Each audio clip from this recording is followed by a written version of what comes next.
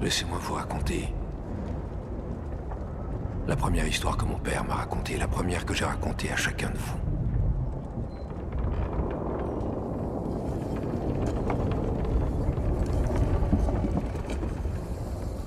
Au commencement, il n'y avait rien. Rien que le silence des ténèbres infinies. Mais l'esprit du Créateur flottait au-dessus de l'abîme, murmurant que la lumière soit. Et la lumière fut. Et elle était bonne, le premier jour. Et la lumière informe commença à prendre matière et forme un deuxième jour. Et notre monde naquit, notre demeure belle et fragile. Et une grande et chaude lumière nourrissait ses jours. Et une lumière moins forte régnait sur les nuits. Et il y eut un soir, et il y eut un matin, un autre jour. Et les eaux du monde se rassemblèrent, et en leur sein apparut la terre sèche. Un autre jour passa, et le sol produisit tout ce qui pousse. Un épais manteau de verdure s'étendit à travers toute la création. Et les eaux aussi grouillaient de vie. De grandes créatures des profondeurs qui ne sont plus. D'immenses multitudes de poissons, dont certains nagent peut-être encore sous ces mers.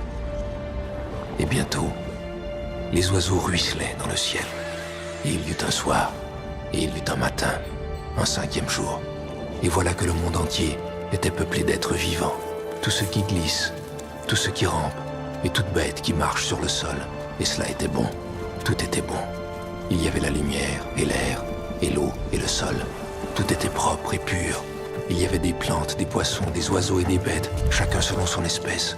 Tous partis du tout plus grand, tous à leur place. Tout était en harmonie. C'était le paradis, un joyau dans la paume du Créateur. Ensuite, le Créateur fit l'homme et la femme à ses côtés. Notre père et notre mère à tous. Il leur donna un choix. Succomber à la tentation des ténèbres ou résister dans la bénédiction de la lumière.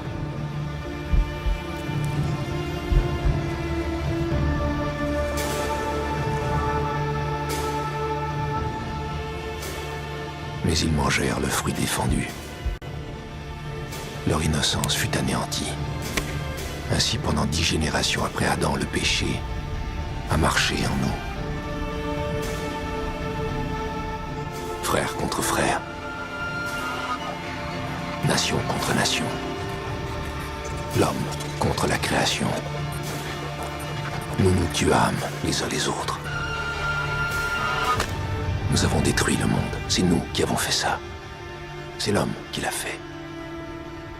Tout ce qui était beau, tout ce qui était bon, nous l'avons anéanti.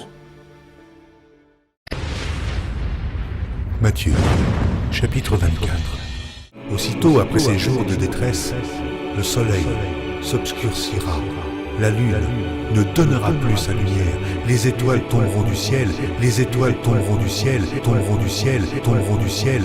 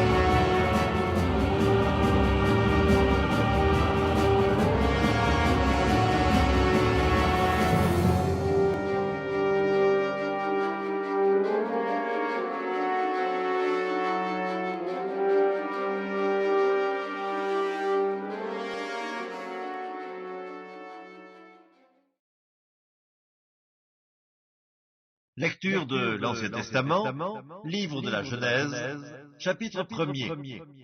Au commencement, Dieu créa les cieux et la terre. La terre était informe et vide, il y avait des ténèbres à la surface de l'abîme, et l'Esprit de Dieu se mouvait au-dessus des eaux. Dieu dit que la lumière soit, et la lumière fut. Dieu vit que la lumière était bonne, et Dieu sépara la lumière d'avec les ténèbres. Dieu appela la lumière jour, et il appela les ténèbres nuit. Ainsi il y eut un soir, et il y eut un matin, ce fut le premier jour. Dieu dit qu'il y ait une étendue entre les eaux, et qu'elle sépare les eaux d'avec les eaux. Et Dieu fit l'étendue, et il sépara les eaux qui sont au-dessous de l'étendue d'avec les eaux qui sont au-dessus de l'étendue. Et cela fut ainsi. Dieu appela l'étendue ciel. Ainsi il y eut un soir, et il y eut un matin, ce fut le second jour. Dieu dit que les eaux qui sont au-dessous du ciel se rassemblent en un seul lieu, et que les parties sèches paraissent. Et cela fut ainsi. Dieu appela les parties sèches terre, et il appela l'ensemble des eaux mer. Dieu vit que cela était bon.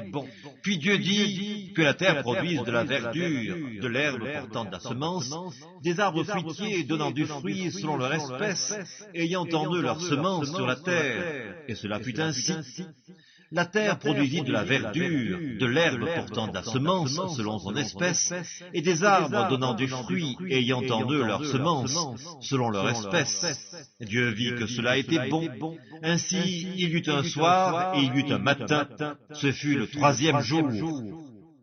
Dieu dit qu'il y ait des luminaires dans l'étendue du ciel pour séparer le jour d'avec la nuit, que ce soit des signes pour marquer les époques, les jours et les années, et qu'ils servent de luminaires dans l'étendue du ciel pour éclairer la terre. Et cela fut ainsi. Dieu fit les deux grands luminaires, le plus grand luminaire pour présider au jour, et le plus petit luminaire pour présider à la nuit. Et il fit aussi les étoiles. Dieu les plaça dans l'étendue du ciel pour éclairer la terre, pour présider au jour et à la nuit, et pour séparer la lumière d'avec les ténèbres. Dieu vit que cela était bon.